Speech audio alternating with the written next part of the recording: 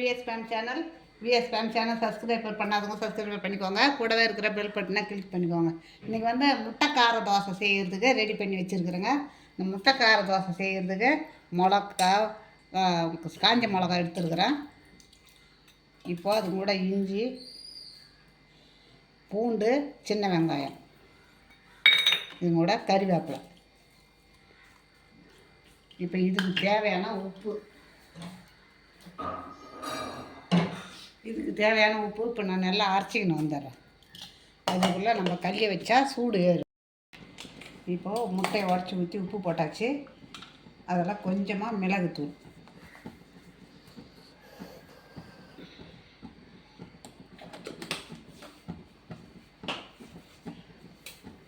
Whisk வச்சு இதை நல்லா இது பண்ணிக்கலாம். அப்போ தான் மிளகுத்தூள் மேலே மிதங்காத இருக்கும்.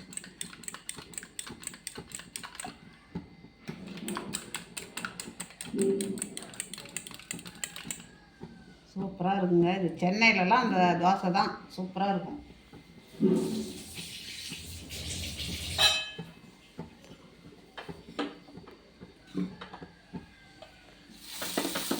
இப்போ நம்ம தோசை ஊற்றலாம்.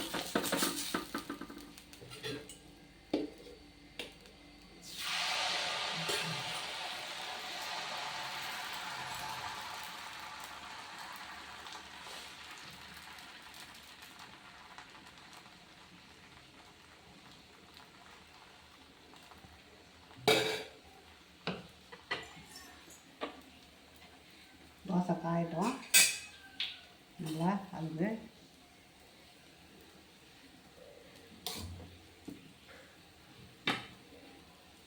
எண்ணெய் கொஞ்சமாக,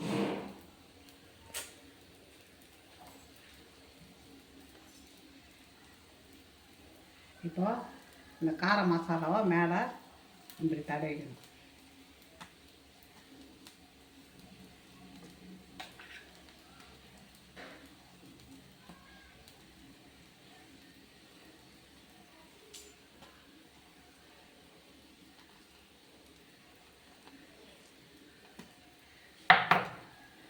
இப்போ நம்ம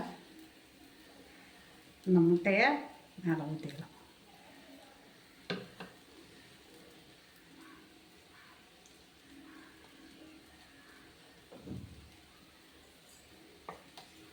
அது மேலே கொத்தமல்லி,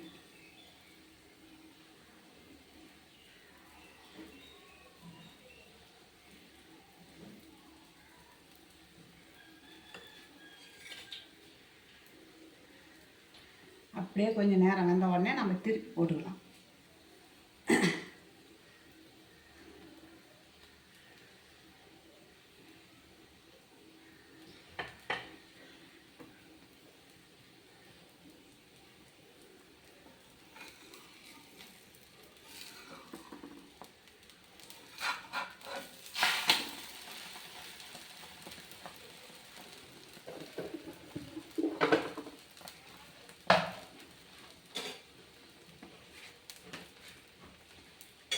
இதுக்கு சைடிஷ் எதுவுமே தேவையில்லைங்க.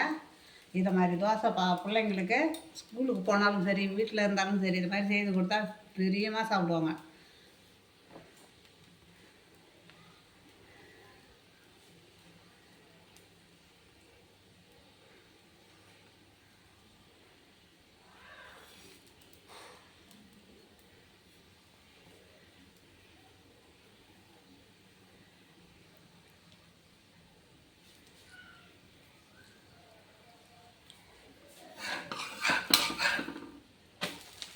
பாருங்கள், கார முட்டை தோசை எவ்வளோ சூப்பராக இருக்குதுன்னு. இப்போது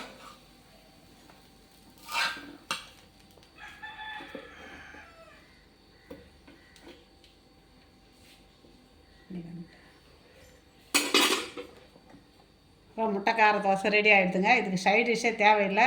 பிள்ளைங்களுக்கு எந்த நேரத்துலையும் எப்போ வேணாலும் ஊற்றி கொடுக்கலாம். அவங்க விரும்பி சாப்பிடுவாங்க. இதை வேணான்னே சொல்ல மாட்டாங்க. ஒன்று சாப்பிட்றவங்க 4 சாப்பிடுவாங்க. அப்படி இருக்கும், அவ்வளோ ருசியாக இருக்கும். நீங்களும் இதை மாதிரி செய்து கொடுங்க பிள்ளைங்களுக்கு. பிடிச்சிருந்ததுன்னா எனக்கு லைக் பண்ணுங்கள், கமெண்ட் பண்ணுங்கள், சப்ஸ்கிரைப் பண்ணுங்கள்.